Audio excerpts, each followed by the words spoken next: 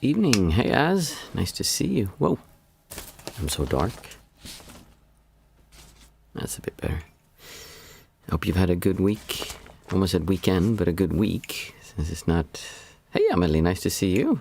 Last time I know you just arrived like at the end when we were finishing off. It's nice to have you here from the beginning. Did you all have a good week? I actually thought today that we would do something a little bit different. We usually have more people come on Mondays, and Mondays is guided meditation, but I thought we'd add something for the Thursdays. And what I wanted to do is try something else. At least I'm going to try it today. So I spoke about this before, that we do something called coherence breathing, which is a way of improving the HRV that you have for your heart. And so I actually have like a recording of, it's basically a kind of breath works, like it guides your breath in a specific way. And it has a very certain rhythm to it. And basically it's 4 breaths in and 6 breaths out. And that creates a kind of harmony for the heart. Hey, Mads, nice to see you. Haven't seen you for a while. Is it all that those women like to keeping you occupied? So the coherence breathing really helps with establishing a rhythm for the heart. And if you don't know HRV, it stands for heart rate variability, which means that the difference between the pulse when you're taking an in-breath and the pulse when you're doing an out-breath. And I'm not entirely sure. I think it goes faster when you breathe in and slower when you go out. It might be the other way around. I didn't check this just before, so I forgot about it. I mean, I haven't checked it before, so I don't know, but I think it's like that. And that actually measures how healthy you are in a way, like how prepared the body is for taking on stress. If you're very stressed, the difference between the heart rate from in-breath and out-breath is going to be very small. So it's basically going to be beating the same rhythm the whole time. But if you're in a state of being relaxed and feeling healthy, then, so I'm just going to do this so I stay healthy, then the difference in the pulse when you breathe in and when you breathe out is going to change, and it changes all the time.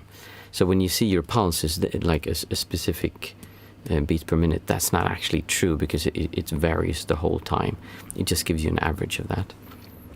And what we're trying to do with coherent breathing is that we try to get the body into rhythm to make that stronger, which will actually give you better health. Mats, nope, only my girlfriend and work keeping me busy. Your girlfriend? Well, look at you. Well, very happy to hear that. Was that the girl you were talking about last time? Wasn't girlfriend then, if I remember correctly. We've been good. We've been good here. It's been, yeah. It's always good and bad at the same time, but it's pretty good. I'm happy with it. So I was talking about the heart rate, how it changes, and that's something that you can control with your breath. It's been really interesting because I've gotten myself one of those chest straps where I can check my pulse the whole time, and I can see how my heart beats, and my rhythm my HRV changes widely during my meditation, especially after 20 minutes. It just shoots up usually quite a lot. It can go up by like 50-60%. Just something happens around 20 minutes, and it's almost always the same thing, and almost always it goes down in the beginning. And I've been just playing around with different breathing techniques that I just didn't give much attention to before, because from the perspective of becoming wider and more present, it's not really necessary, and they don't really do that much, but they can help you health-wise. So I thought it would be fun to do some exercises like that. So today I haven't found an app. There are apps that can kind of simulate these breathing patterns, but I found a video, and I'll show it to you later, that has a tone that tells you when to breathe in and when to breathe out. So the first 5 minutes of the meditation today, we'll be doing that technique. And it's quite interesting because you'll feel that when you do it that way, it will be different. Usually when I do some kind of breathing exercises before breath work, there's more energy to it. So it changes. You'll see, it'll be interesting. What else can I say about that? HRV, coherent breathing. It's all about making the body come into this rhythm, and that really helps with your health, because the heart has is it muscles or is it receptors? I don't know what it is, but it's something in the heart that says, so basically if we had no parasympathetic nervous system, our heart would just beat like 100 beats per minute the whole time. Just keep on beating 100 beats. It would never go up and down.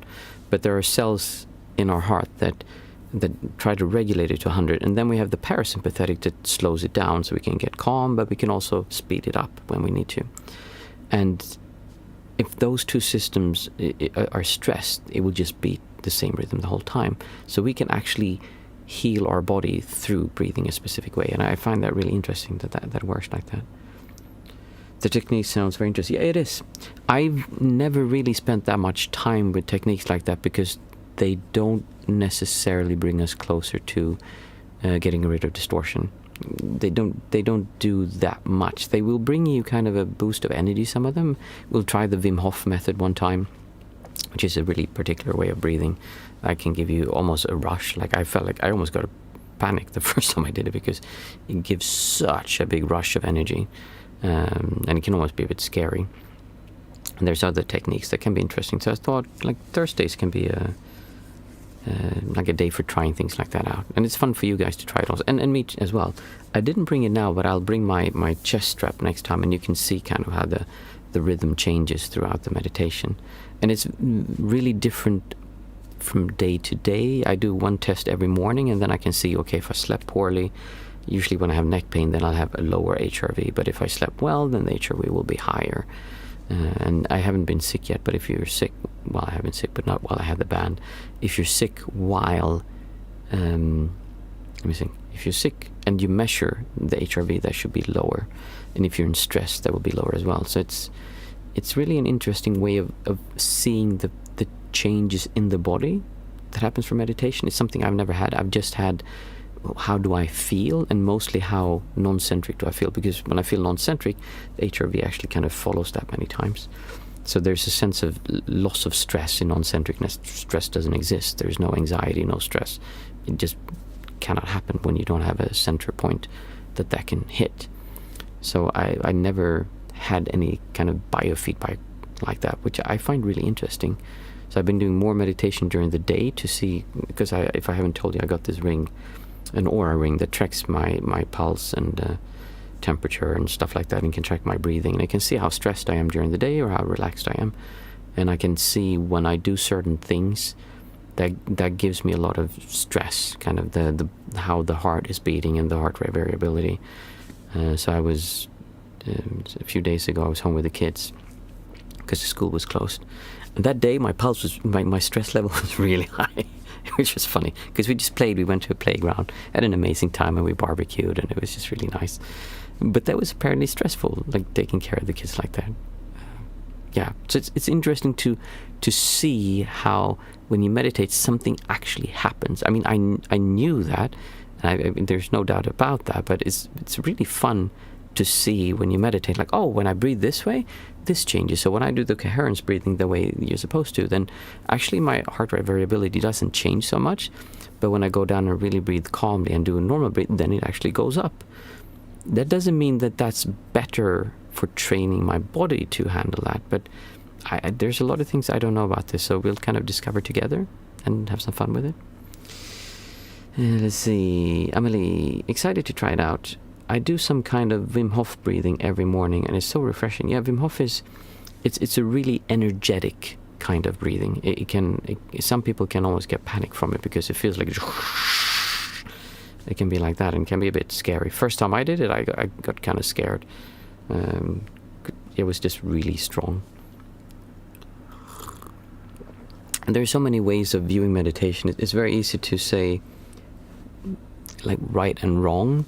I say this often when I talk about meditation. It depends on what you want to do. Like, what are you trying to do with your meditation?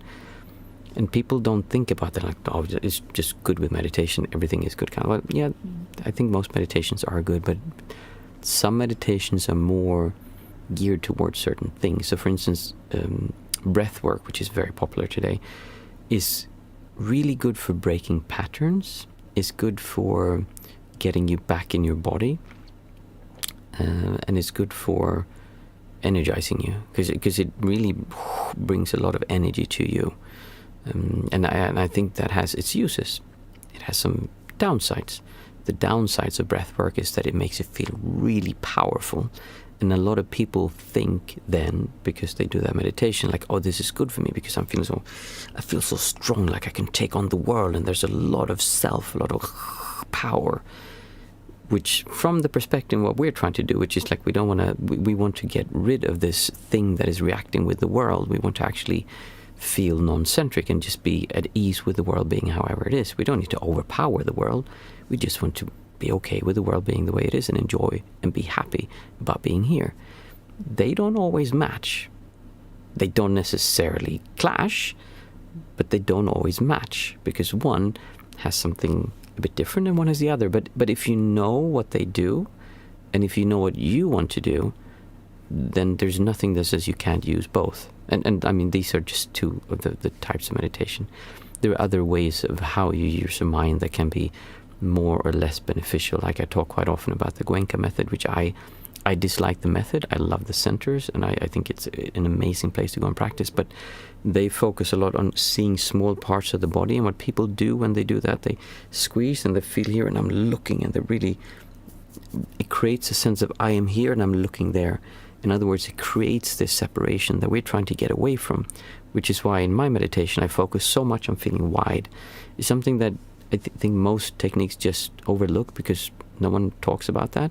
But it really, really makes a difference if you want to let go of this strong feeling, I am here, and just be okay with the world being like more towards a non-centric or non-dual perspective. Amelie, what do you think of withholding the breath for a few seconds? Just holding the breath, you mean? Or do you mean, you're talking about Buteyko method? There is something called the Buteyko method, which is a very interesting book about breathing. But they talk about how you should breathe through your nose and how it's better to be in a state of lack of oxygen. So don't breathe too fast. You should breathe just the tempo so that you almost feel a little bit hunger for air, like, oh, I need air. And then you just really slow it down and you breathe like that. And that is apparently really good for the health. And I've tried that with the heart rate variability, I mean the belt that measures, and it seems like the HRV goes up when I do that one. And there's a lot of talk about that, how that can help heal a lot of things. I think it's connected to this, and there is something about breathing through the nose. It makes you calm. When I meditate, I really breathe just through the nose, and the breathing is so slow that if I wasn't as relaxed as I was, I would get panicked because I'm like, I need air. When you get really, really into deep states of meditation, very calm, you just cannot feel the breath many times. It's so shallow and so soft that many times people, especially in like when they begin, and I'm talking like the first few thousand hours, you'll sit and you get really deep, and then you go, and you open your eyes like, okay, shit, I forgot to breathe. Whoa. Because you got so relaxed that you almost stopped breathing. Maybe even did stop breathing. I'm not actually sure. They say, I've heard in Dhamma talks or what do you call it, satsangs, that they say that you get so deep into meditation that the monks just stop breathing for several minutes. I don't know if that's true, but I can tell you that I cannot feel my breath when I'm in a really deep state of concentration. It's just not there. And that can cause a sense of anxiety because then the mind goes in like, oh, crap, I'm breathing, I need to breathe. And you start up the breathing again, and it can cause a lot of panic. So there's some, the Buteyko method. There is something to that. They talk a lot about also how when you do that, then your jawline changes, and it's you actually tape your mouth when you sleep, so you just breathe through your nose, which is a bit controversial for some reason. It's so funny when people do things that are a bit outside of the norm. People kind of freak out. So they take a piece of tape and tape the mouth, so you just breathe through your nose. And it works for me. I sleep better like that. If I'm not stuffy, then it doesn't work. Definitely not make it worse for me. Maybe it makes some people feel panic, and it can feel bad for some people. But I mean, that's different. And the thing is, there's been some controversy about that. Like, it's so bad and it's so terrible. And, I have a friend who's a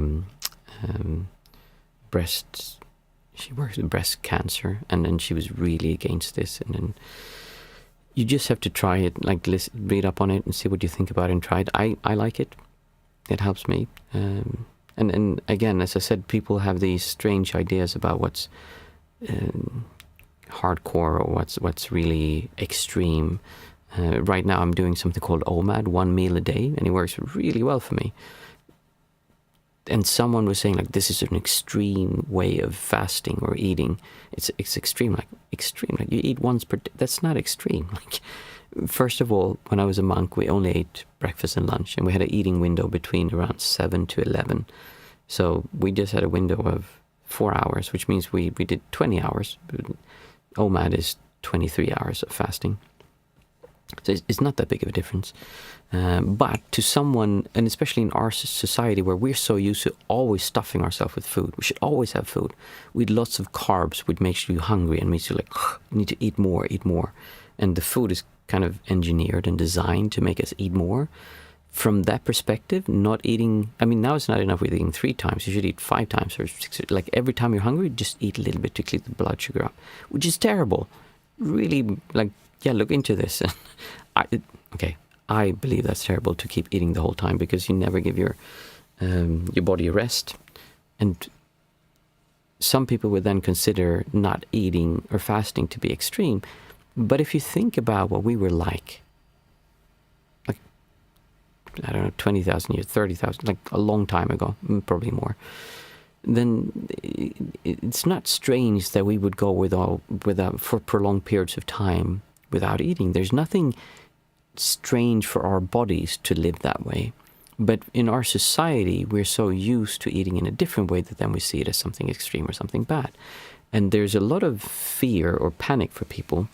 My fiancée, for her, it's very strange to think of not eating and to fast. It's just a really weird concept for me, since I lived as a monk, and we did. Monks have been doing fasting, intermittent fasting, for the Buddha lived 2,500 years ago, and they lived like that. And I think the Hindu Brahmins did that even longer.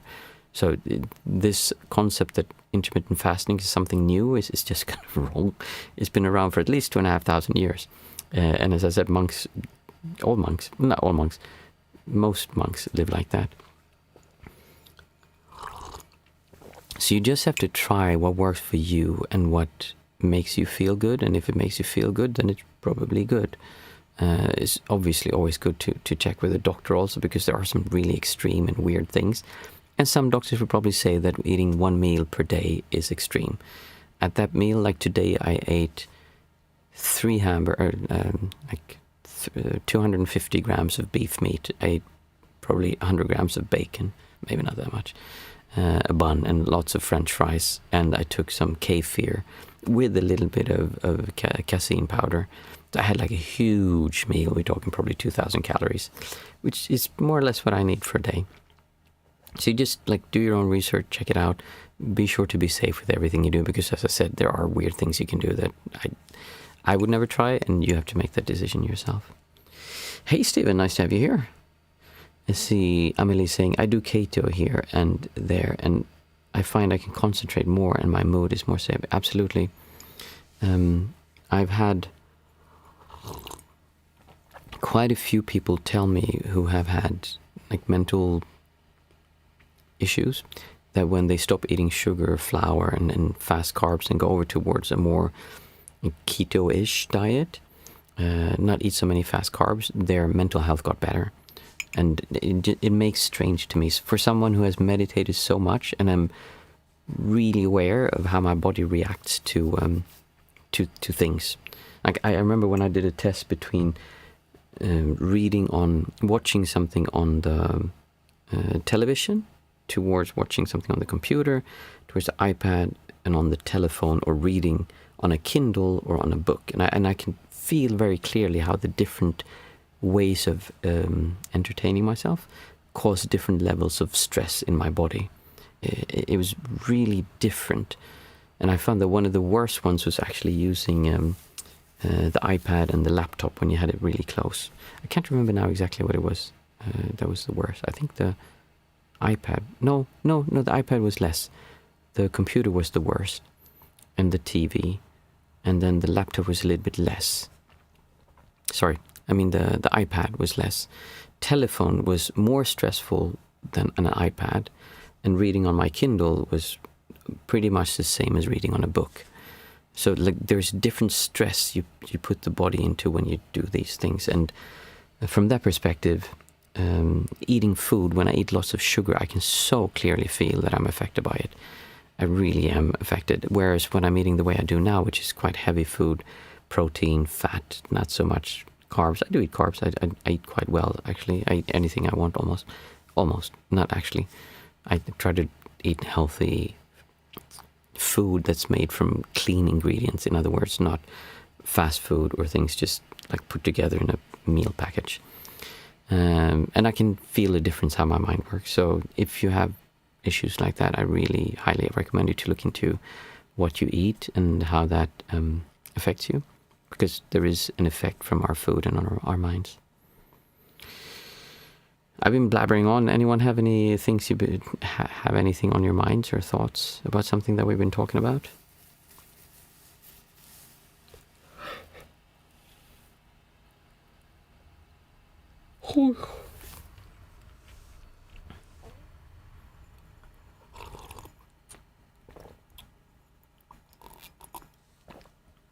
I think Stephen just joined, and maybe someone else just joined as well. We're going to do something called the coherence breathing today. So there will be, the first 5 minutes will be guided, not by me, but there will be a sound guiding you through that meditation. If no one has any questions, maybe we should just start, or do you have anything? I'll give it another minute if someone comes up with something. Let's see, as you're saying, I have on my mind Plum Village, but I feel it's a change of subject. Oh, it's okay. Ask a question if you want about Plum Village, that's fine. I'm always happy to talk about Plum Village. It's an incredible place.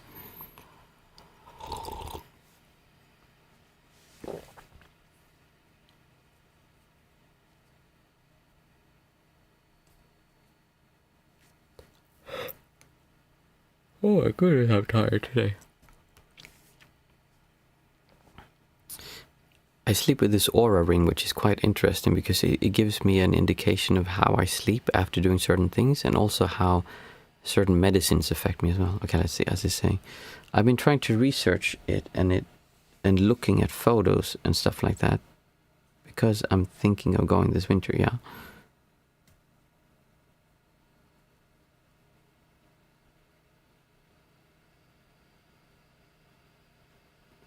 I'll continue this story. So I have this ring where I can see, like I said, the heart rate variability and my pulse and how I'm breathing and everything. And it can also detect rather accurately the sleep stages, if you're in light sleep, REM sleep, or deep sleep, or awake. And I can see how I go through that every night. And I've been following it. And for those of you who don't know, I have quite severe problems with my neck with 3 herniated discs. Actually looking at buying a new mattress, a Tempur, which I've had before. They're just so expensive. But I'm hoping that can help fix my my sleep. And I sometimes have to take sleeping medicine because I wake up from the pain, so the sleeping medicine would make me a bit drowsy. And I've had a few nights where I slept so poorly, like 3.5 hours per night, and then I just woke up in so much pain that I couldn't sleep. And yesterday I took a sleeping pill and I slept like 6.5 hours almost. And that's like a lot of sleep for me. But the thing was, I feel so tired and I have a bit of anxiety because I'm just not awake. I'm not fully in control of my body. And I looked at this schedule and it turns out that I got so little deep sleep. My body never got relaxed to that degree that it did without the sleeping medicine. So it's really interesting to see how taking medicine like that will get you into sleep, but I've never felt rested in the way that I do if I can get a good night's sleep. But it does keep me asleep when the pain gets too bad. Then it still keeps me drowsy enough to keep sleeping. So it's really interesting to see with like gadgets like this that can help you see. And you can sleep with one of those chest straps as well. I see that. Let's see what Ash is saying. Because I'm thinking going this winter, and I just find that I have a great aversion to the sort of images that I've seen. I've always felt very uncomfortable around hippie type people. Sanctimonious types, Earth Mothers types, that sort of thing. I find it difficult to be in a group of even regular type of people for more than a few minutes. I feel you and I understand where you're coming from. So Plum Village is there's a little bit hippie about it. It's not bad. When I imagine, for me, I came from centers where the whole idea of doing well is like you sit as much as possible. You should not do anything outside of sitting. Everything outside of meditating is kind of a waste of your life. You should just be doing meditation. And then I came to Plum Village, and the reason was that I was going to go home and visit my family, which I hadn't seen for several years. I can't remember how long. I found Plum Village in France, Tenac, and they. I just heard. I knew of Thich Nhat Hanh before. I had heard his name, and I know that he was similar to Jon Kabat-Zinn with mindfulness and like their approach. And I thought I'd just go there. And I came there, and I was like, what have I gotten myself into? What is this place? People were playing the guitar. They were singing. They had men and women sitting together, like monks and women sitting together. Like, how? This is obscene. Like, how can they do that? And it was such a culture shock for me, from that strict to having something so open. And the first year, it took a while before I loosened up, because I had so many, just like you, I had so many ideas of, oh, it shouldn't be like this, it should be something else. But that's part of the thing. That's a distortion you have. I can promise you that the people there are kind-hearted to a degree that you rarely meet. The atmosphere is friendly and loving in a way that it doesn't exist many places like that on the planet, where you can go and feel that kind of acceptance of calmness. It's just you need to be open to it. And I saw some people come who were not willing to do that, and then it was very difficult. But everyone gets something from it. So I can see that there's an aversion towards that, because there is that hippie part of it, but it's not as bad as you think. And the people who go there are definitely not like too far out. Like, I have met other people who are, and there are people like that there for sure. But most people who go there are just really kind, nice people. So I wouldn't worry too much about it. It's whatever you do, it'll be an amazing experience. I can tell you that. And maybe then it's better you actually go to the winter retreat, because that's a bit more formal, a bit more structured. Whereas the summer retreats, it's really, it's not hippie-ish like that. It's just, imagine you had like a group of people, 1,000 people at least when I was there, maybe it's less now after the pandemic, who all got together and they cooked food together, they did gardening, and they have sharing circles. You sit in a circle and you share, and everyone tells like whatever they want. If you don't want to, you don't need to. But for some people, sitting in a circle and telling whatever they feel like telling is a great relief, because they've never done that before. So there's a lot of beautiful things. There's a lot of weird things also, of course, but every center has that. It's just how it is. Actually, I chatted with this guy online. He told me that the atmosphere is no longer the same without Thich Nhat Hanh, because no one can do what he did. I was there, I mean, I met Thai, they call him Thai teacher, and I was there after he passed away. Wait, was I? I was right? Maybe I wasn't, actually. I was there after he had his stroke. So what happened was he got a stroke, and he got really bad, and he was in a wheelchair. Maybe I wasn't. I have to look that up. Like, I think the last time I was there was 2015 or 16. Yeah, maybe it is different. But the thing with the way that they established the practice was that he wasn't really a big part of it in the later years, because he sat in a wheelchair and couldn't talk. He was just there. So he didn't really add much except for being there, kind of. And many people worshipped him, so sure, it added to the feeling, but that was not the main thing. I would definitely still go. I mean, I'm hoping when my children get a little bit older and we get more things in order here at home and financially, then I would love to go back with my family and my children for a summer retreat. That would be amazing, because it is such an incredible place. It has a very special place in my heart. Let's see. And I'm sure there are people, again, you have to understand, I never saw Thai as anything special, like Thich Nhat Hanh. In his teaching, I saw what he had created with the center as something special, but him and his teachings, not really my thing. There were some very good things in there, but it's just hidden under so much blah blah blah blah blah that it's very difficult to find the useful stuff there because there's so much poetry around it. So it's way too indirect for me. For some people it's amazing, it's exactly what they want, and it gets them in the mood, so then it's perfect for them. For me, not. So I didn't really, it wouldn't make any difference for me if he was there or not, because I wanted the atmosphere of the place, and I would assume that's quite similar without him, but I don't know. See, Amelie, sleep medication skips the REM cycle. I don't feel rested as well when I take sleep medication. Yeah, it's there's a lot of interesting topics, but let's focus on the meditation. So what we're going to do today is let me find it. We listen to a guy called Mike Maher. He has actually we won't be listening to him, but it's a guided meditation for coherence breathing. So what he does is that he has a sound, and I'll just play it so you can hear it. It's like this. I'll show it to you. I hope I don't get a copyright strike by that. Maybe I will, I don't know. And so you can hear when he breathes in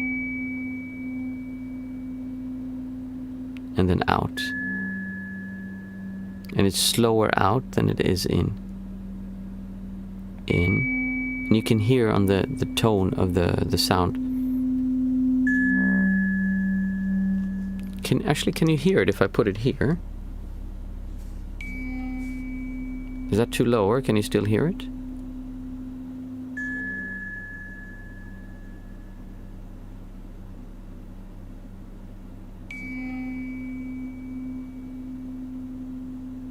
Tell me if you can hear it? Okay, good. Then I'll just put it there. So all you need to do is just follow the in, and I'm not sure exactly what he has, but normally they do 4 seconds in and 5 seconds out. 6 seconds out, and that will create this coherence for the heart. And as I said, I don't have my chest strap on, but otherwise it's really interesting to see how that changes the rhythm of the breathing when you have the chest strap on compared to not having it on. So I thought we'd do that today, and I think instead of doing the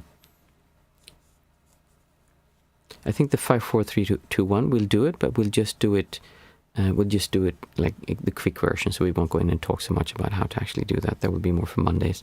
But I still think it's a good way to come back to your senses. And then after that, I'll start the meditation, and we'll do 5 minutes of this. 4 minutes and 55 seconds minus 5 seconds in the end when he doesn't do it.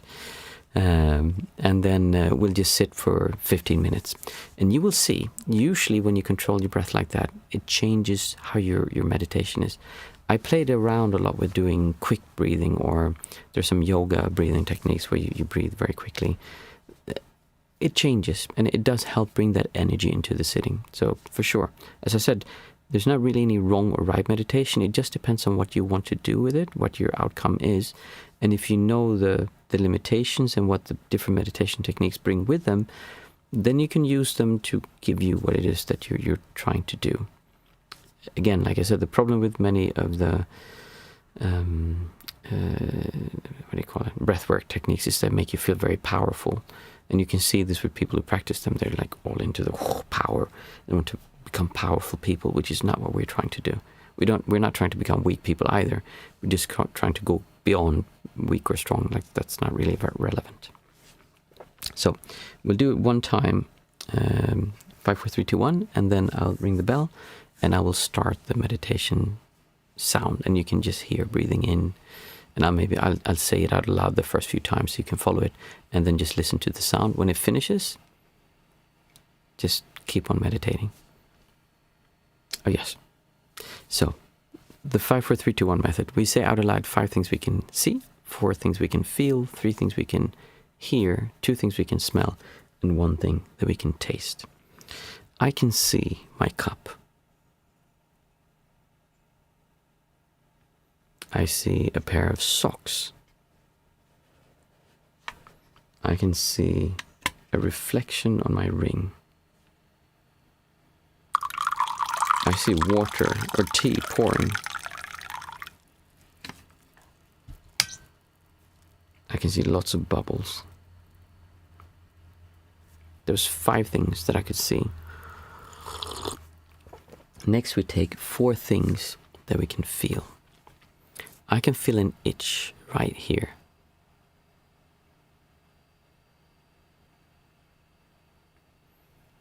I can feel my nose is stuffy and ticklish. Remember to be relaxed when you do this. We're not trying to tense up and look at something small. It's all about relaxation and becoming at ease with being here. We're trying to not have any kind of aversion towards being here. I can feel my woolen sofa. I can feel the sole of my foot.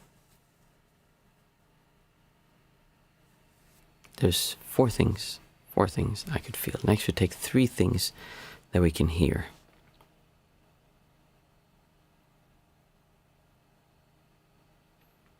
I can hear the fan of my lamps, one of my lamps.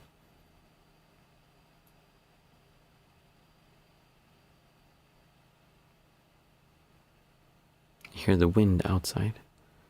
And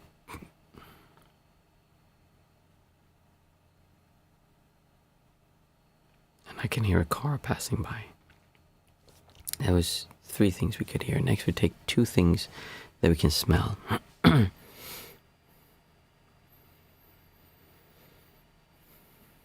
I can smell sweat.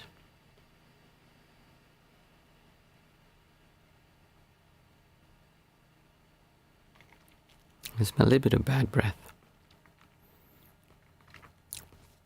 Next we take 1 thing that we can taste. It tastes a bit of lemon.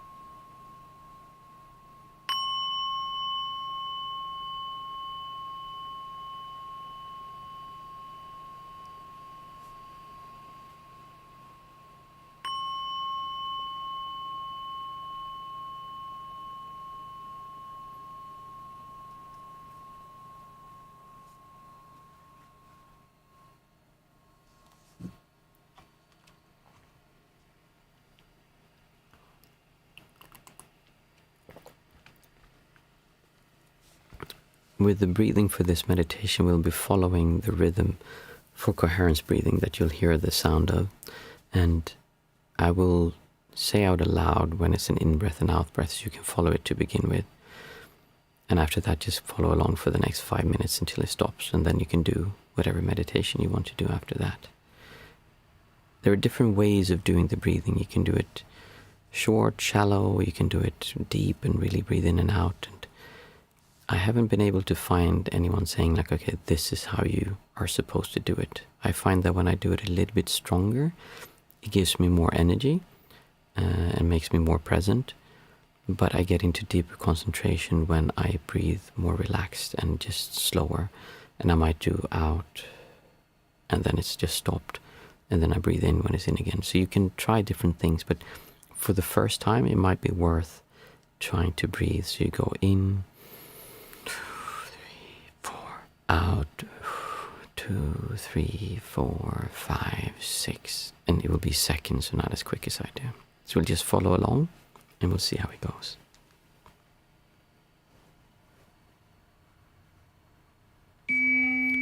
Breathing in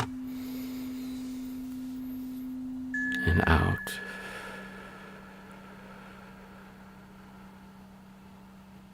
In, out.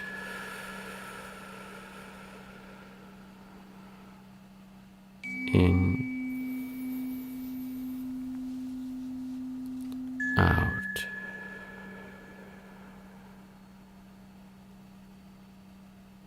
In, out. And just continue following along. In,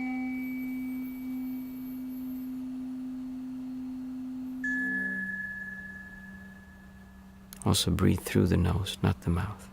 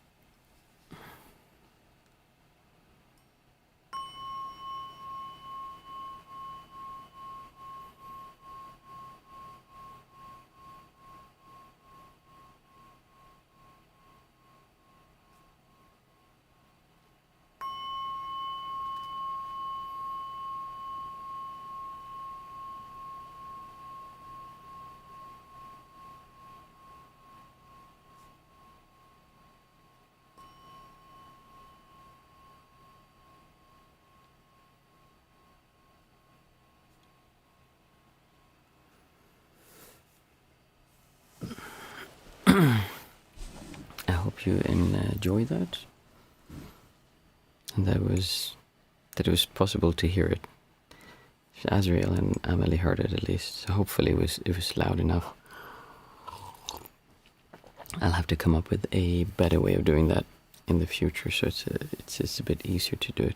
But I thought it was fun, and I hope it gave you something different to try. If anyone has anything they want to share about it, like how it felt. I always feel after I do a breathing exercise like that, it helps me. It gives a bit more energy to the meditation. I'll show one time one of the meditations I do.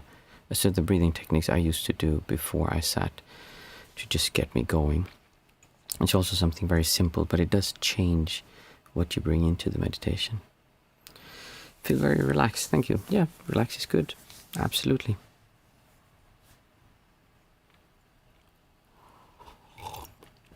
Next week we'll have... Yes, I was deeper into the meditation. Enjoyed it. Hey JVB, nice to see you. Glad you enjoyed it. Next week we'll have meditation Monday, but Thursday there won't be meditation. I can't remember why. There was a reason. Oh yes, Marlene was going to have a yoga class, an extra one, covering for someone else. So next Thursday there's no meditation, but there will be on Monday. My vibrations were totally muted by that. Nice. Oh, I'm happy to hear that. Well, that's good. Check out coherent breathing. If you send me an email and remind me, I'll send you the link to that video that we watched. But there's many different ways of doing that, and they have breathing, like you can sit and follow along for much longer. And there's different ways of doing it, but I know that's something you've been looking for, so that's really nice. Yeah, maybe we just try different things and eventually find something that helps. Cool. I will see you on Monday, and as I said, Thursday next week will be no meditation, but then again the week after we'll carry on, and I think we'll do more of this because I thought it was fun. I mean, I am a bit of a meditation nerd, and I find all these things fun, and eventually maybe I should like have other people come on here and share their way of meditating, because I do believe that all kinds of meditations are helpful and they can give you something as long as you know what you're trying to get and what you're getting from the meditation technique. See you Monday. Have a nice weekend, everyone, and thank you for today. Bye.